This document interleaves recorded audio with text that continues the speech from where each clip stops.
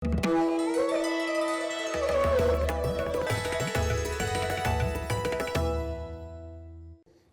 अक्सर जब आपके साथ बातचीत होती है तो कविता कहानी की बात होती है।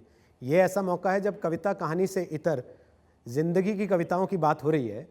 तो ये सच सच जी। बताइए, बर्तन धो रहे हैं कि नहीं आजकल?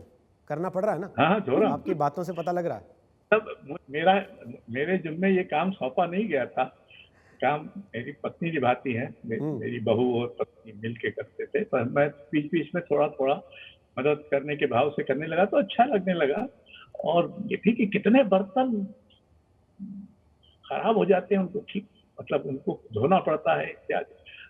कुछ अंदाज़ा ही नहीं था, हम लोग तो 15-20 मिनट में खाना खाए चल दिए। हम्म। अब उस तरह की जो ज़िंदगी के छोटे-छोटे ब्यौरे हैं, जिनको हम अक्सर नज़रअंदाज करते हैं, आपाधापी में, जल्दबाज़ी में या अपने किसी और तुफ़ैल के, तो उससे अलग ये एक है। मैंने इस पर एक टिप्पणी भी लिखी है कि यकायक बहुत सारी चीज़ें जिनको आप ध्यान नहीं देते, उन पर आपका ध्यान जाता है। तो ये चीज़ों मतलब लोग नहीं हैं, हम्म। लेकिन चीज़ें हैं। और एक तरह से चीज़ें ही लोगों की दूर सही उपस्थिति का थोड़ा एहसास कराती रहती हैं, हम्म। क्योंकि उसमें से अधिकांश चीज़ें दूसरों ने बनाई है, दूसरों की बनाई हुई है। आपने उसमें बहुत कम, शायद ही कोई ऐसी चीज़ होगी जो आपने खुद बनाई हो किताबों के अलावा। हम्म। तो ये जो दूसरे हैं, ऐसे वक़्त में, ऐसे एकांत में लगता है कि दूसरे आपकी ज़िंदगी के लिए कितने ज़रूरी हैं। हम्म। दूसरों के बिना आप हो ही नहीं सकते। अगर हम्म। दूसरे ना हों और आपकी मदद ना करें हर तरह के काम में, तो आपका जीना मुहाल हो जाएगा। अकेले पड़ जाना तो ज़रूरी होता है और उचित भी है, और अकेले पड़ जाने से घबराना नहीं चाहिए।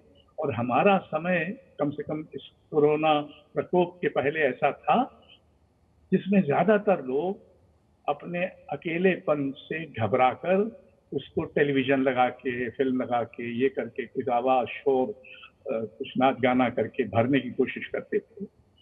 अब वो एकांत उनके सर पे खड़ा है हम्म। और अपनी कीमत माँग रहा है कि ये एकांत तो ज़रूरी है, इसको आप टाल नहीं सकते। तो अच्छा है कि हम उस एकांत का की साधना कर रहे हैं, अ, बिना ये भूले कि ऐसे बहुत सारे लोग हैं जो इस प्रकोप को कम करने के लिए उससे जूझ रहे हैं, जिनको आप अभी थोड़ी देर पहले कुछ कोरोना योद्धा वगैरह कह रहे थे। जी। डॉक्टर, नर्स हैं, सफाई कर्मचारी और छोटे-मोटे कर्मी, वो एक तरफ हैं। और जो कुछ अदूरदर्शिता, कुप्रबंधन और कुछ बिना सोचे समझे यकायक अ, सब चीज़ें बंद करने से जो हज़ारों लोग बेराहत, बेरोज़गार, बेघर-बार हो गए हैं और जो अपनी घर वापसी कर रहे हैं, लाखों लोग के दारुण चित्र सड़क पर दिखाई दे रहे हैं, उनसे उनसे लगता है वो भी एक तरह की कोरोना विपत्ति का ही प्रतिफल है। हम्म। और तब दिल को थोड़ा उत्साह मिलता है जब आप ऐसे चित्र देखते हैं जिसमें लोगों के समूह और कुछ लोग उनकी मदद कर रहे हैं, खाने हम्म। पीने का सामान दे रहे हैं, उनके उनके साथ बातचीत कर रहे हैं, उनको उनको दिलासा दे रहे हैं, कुछ ठहरने की जगह दे रहे हैं। आज ही मैंने चित्र देखे जिसमें खबर पढ़ी कि वैष्णो देवी मंदिर के प्रबंधकों ने वहाँ जो क्वारंटीन हैं बहुत सारे मुसलमान, उनके रमज़ान के रोज़े टूटने के लिए कुछ सहरी वगैरह जो बनाई जाती है, वो जी। मुहैया कराई है। हम्म।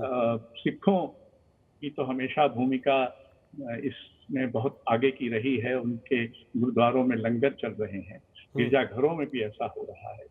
और ये भी खबर पढ़ी थी मैंने कुछ दिन पहले कि तिरुपति देवस्थानम को करोड़ों रुपए की का नुकसान हो रहा है, क्योंकि इस दौरान भक्त लोग तो आ नहीं रहे हैं। जी। तो मुझे ये ख्याल आया कि हमारे ऐसे बहुत सारे धार्मिक मंदिर और अन्य धर्मों के भी संस्थान होंगे जिनके पास बहुत बड़ी संपत्ति है, हम्म।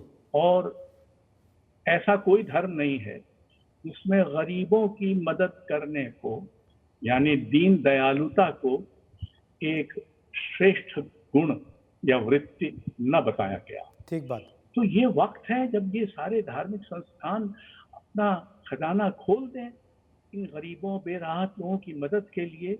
करोड़ों की जो संपत्ति उनके पास है, पूजा अर्चा तो एक तरफ है, वो ठीक है, वो चलती रहे, वो करते रहिए, प्रार्थना करते रहिए, लेकिन इस समय मौका है कि आप अपने धर्म की दीन दयालुता प्रकट करें, लोगों की मदद करें।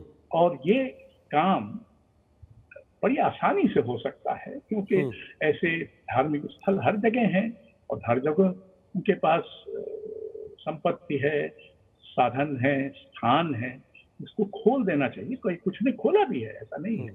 बहुत सारे साहित्यकारों ने भी इसमें पहल की है, खासकर मध्य प्रदेश, छत्तीसगढ़ में, जहाँ तक मैं जानता हूँ, और जगह भी की होगी, जहाँ लोगों को एक महीने का, 2 महीने के राशन के लिए राशि, ये सब उपाय भी किए। ये सब कोरोना से लड़ने के उपाय हैं। और दूसरी तरफ एक अधिक ये जो लोगों को निस्सहाय और उनके हाल पर कि ये उनका भाग्य है, इससे हमें क्या लेना देना है, छोड़ने के बजाय एक नए किस्म की नागरिकता विकसित करने की कोशिश हो रही है, कुछ लोग कर रहे हैं, और मेरा ख्याल है कि उसमें काफी लोग शामिल होंगे जो कि धर्म, जाति और संप्रदाय सबसे ऊपर उठकर मनुष्यता मात्र का